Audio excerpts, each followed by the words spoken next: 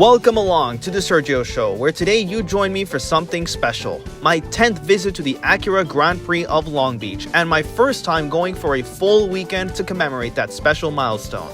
This race has been run since 1975 consecutively, except for 2020 due to COVID. But I've been going since 2012, only missing out in 2016 and 17.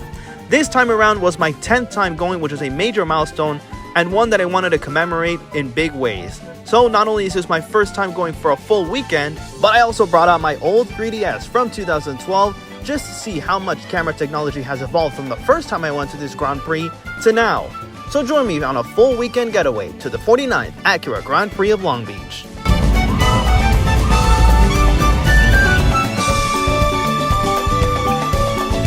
Oh, and I forgot to mention, this is a racing video, so you can expect a little bit of this.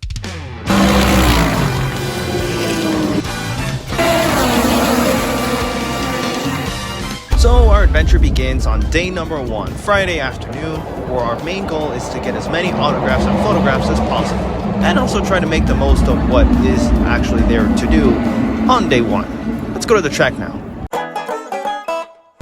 Alright team, we made it. We are at the racetrack, and I gotta say it's very, very beautiful out here.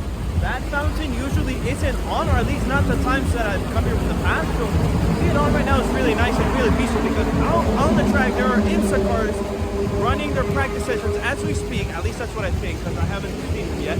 But yeah, it's getting a little loud over here. So let's go see what's going on.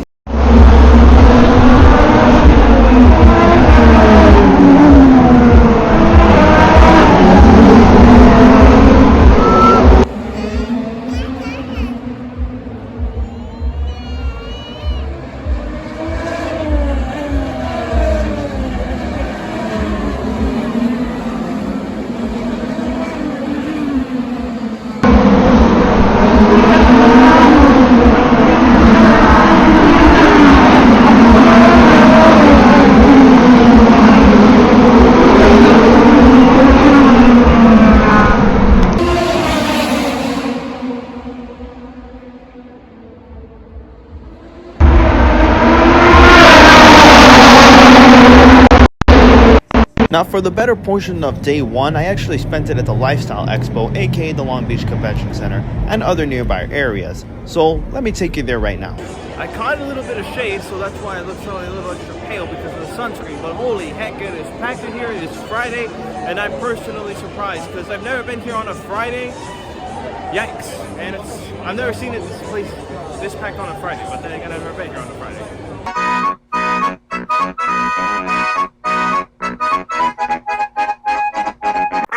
So I can't actually go any further than where I'm at currently, and that is because the SRO GT4 America is about to roll out. I think they're about to set up shop outside on the racetrack because qualifying is about to start. This is as far as I can go. The area is closed at the moment because they are preparing for the racing that's about to take place. I will say this about what I'm seeing over here, the little bit that I can capture. This is what a new tire compound looks like, and this is what an old tire compound looks like. Look at the difference between those. Like, seeing it in person, wildly different than seeing it like on television or even from afar. Check it out. One car is actually being pushed out onto the racetrack right now. Car number 3. That's one of the SKI Autosports cars for Audi. And there's a door for number 70. Check it out, a Robo-Dog, made by the US Army no less.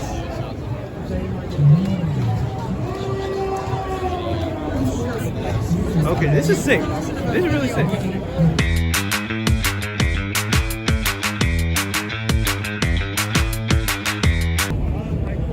You actually can. This is crazy. I'm standing right in front of an actual IMSA WeatherTech sports car. That's right. Check it out, the Mustang GT3. I think it looks really cool. This paint scheme in particular is awesome. I gotta say, this is crazy, man.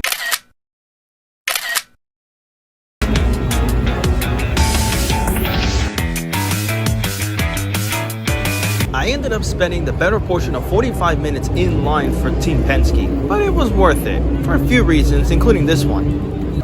Well, check this out, y'all. I'm in the middle of a line, and look whose car is rolling in.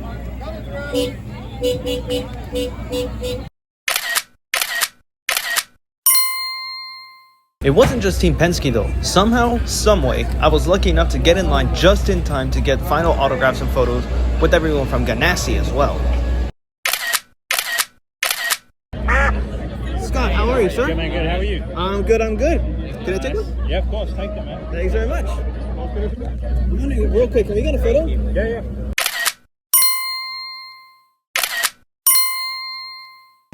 All right. Well, I'd say that was very successful, getting photos and autographs with the Penske drivers, the Ganassi drivers, and heck, even the ECR team. I gotta say, this was a great success, and I'm surprised at how well that went. I'd say day one went really well. And now it's day number 2. Hello everyone, welcome back. Did you know that the Pike Outlets is actually open during Grand Prix weekend? That's kind of why I am here inside this H&M for the second day of the Grand Prix weekend. Taking you to the track shortly. Grandstand 5 over by the Ferris wheel. This is like over there is where the fountain turn would be. This is where they're gonna come right back down in order to make their way up to like Eastside Way and the such.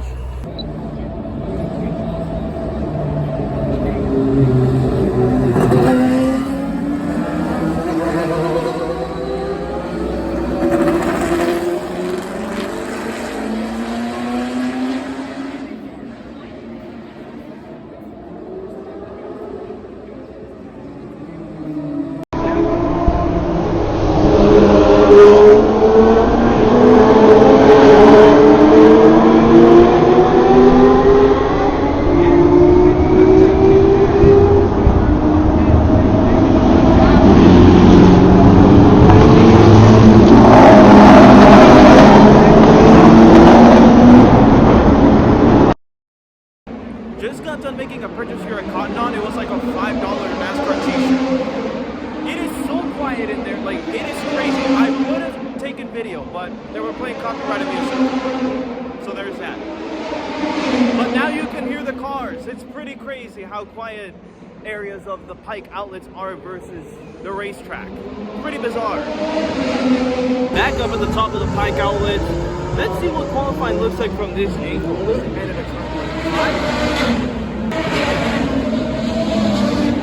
wish I could do a better job of actually like seeing it, but I'm trying to like my best because the entrance is over there. The grandstand of watching most of the view, about as best as you get is that little strip.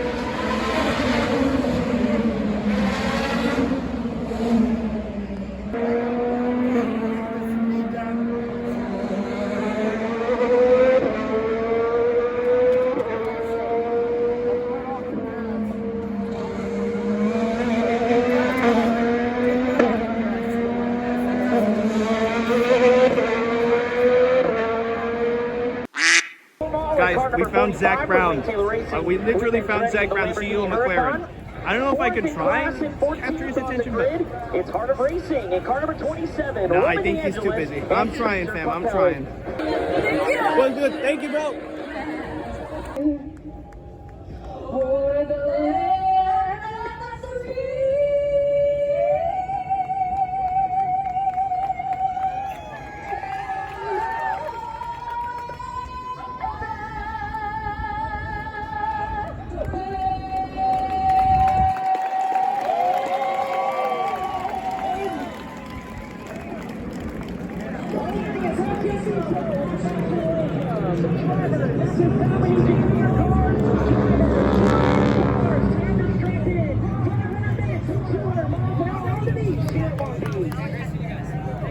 Drivers, start your engines!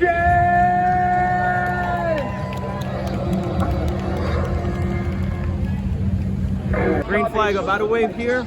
This is going to be crazy. Oh, they're gonna celebrate. But they're sending it from all the way over there. Green flag, here we go!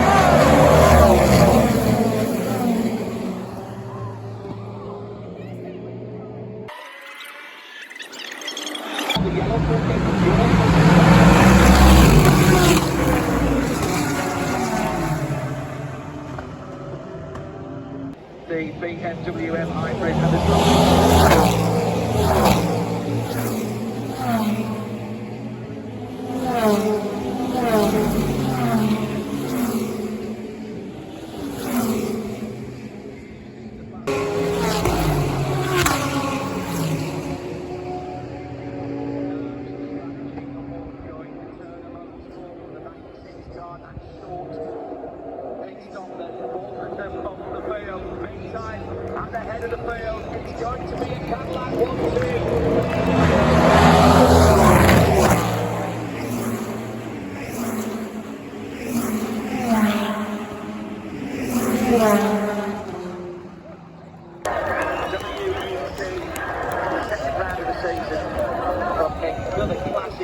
it's all the So I don't know how, I don't know why, but my friend came through and he gave us a paddock pass. So we're about to go back in for the second day in a row into the paddock.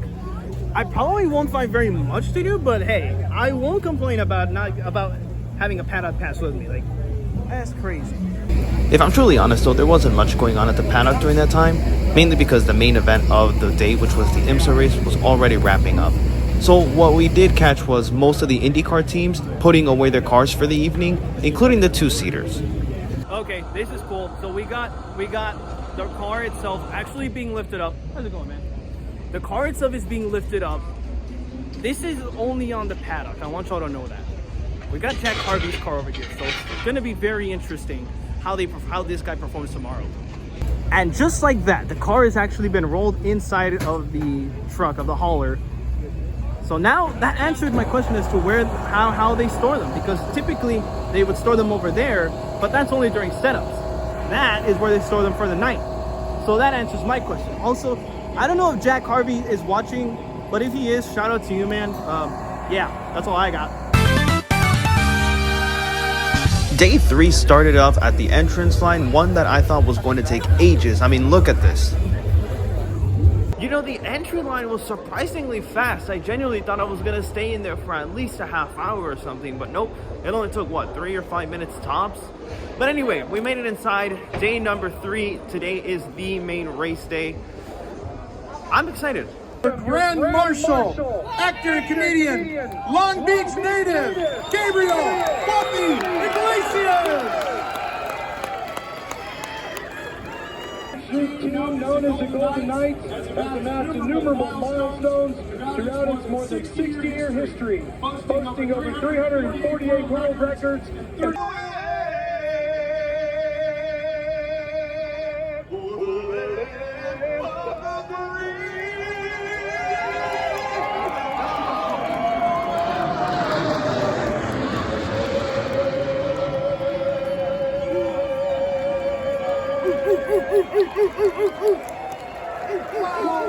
Alright y'all, this is it.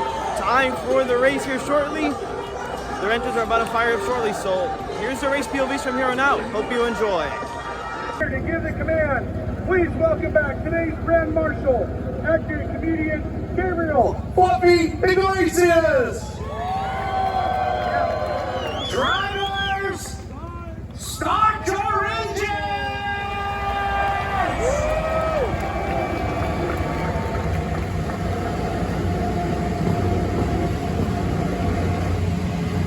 What's away from going racing at Long Beach? Fans are on their feet and they are ready for it as they crawl through the hairpin. Felix Rosenquist in a really slow pace, and we come off of turn number 11, and again, they have to hold their position until they get to the start-finish line.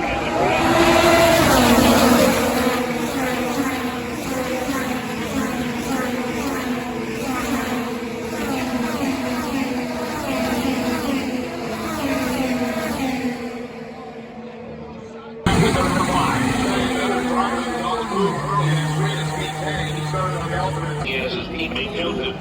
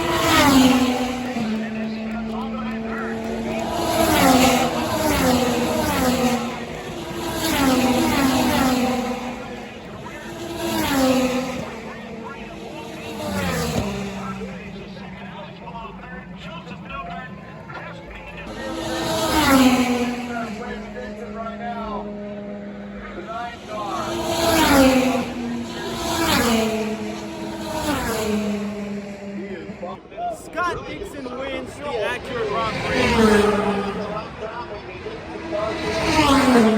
And I got his autograph. Legends of one here. And a legend one here today, Scott Dixon. And Dixon leads 42 laps on the day.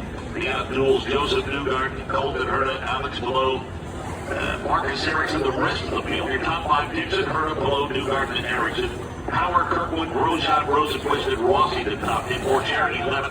Armstrong, 12. Lundquist, 13. 14. BK, 15. Canapino, 16. Award, 17. Bray Hall, 18. Rob, 19. Simple.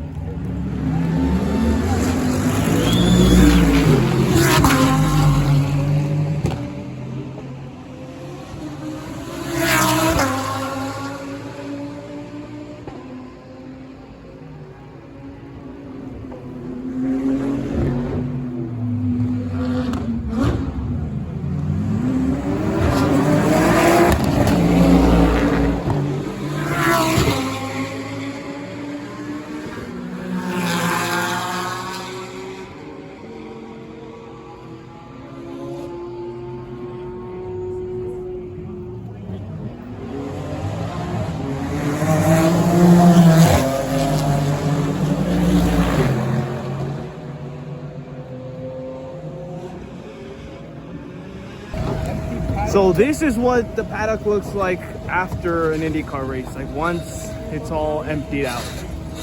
The only thing that really stands out now is the Andretti penthouse, the Andretti house over there. But from there on out, they're already ready to move on to their next race. And this is just such a bizarre sight, especially considering what I've seen all weekend. And just like that, within a half hour of the last race of the weekend, the SRO race wrapping up, they were already starting to tear down the track.